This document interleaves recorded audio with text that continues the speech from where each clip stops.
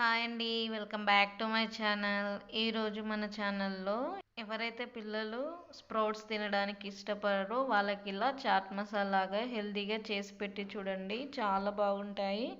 అయితే నేను 2 డేస్ బ్యాకే ఇలా మొలకలు కట్టుకున్నానండి. ఎంత బాగా వచ్చాయో చూడండి.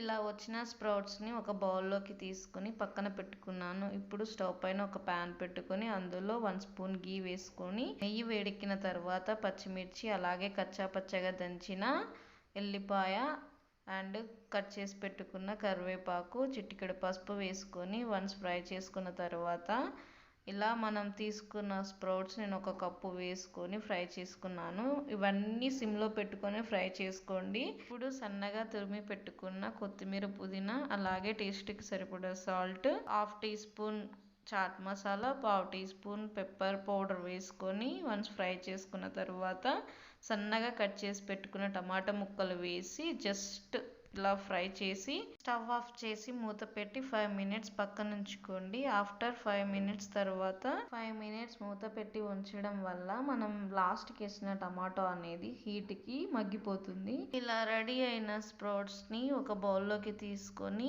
నిమ్మరసంతో సర్వ్ చేసుకొని తింటే ఎంతో టేస్టీ అయిన స్ప్రౌట్ చాట్ మసాలా రెడీ. ఇలా హెల్తీగా పిల్లలకు కూడా చేసి పెట్టండి. ఈ వీడియో మీకు నచ్చినట్లయితే లైక్ చేసి షేర్ చేసి నా ఛానల్ని సబ్స్క్రైబ్ చేసుకోండి. Thanks for watching.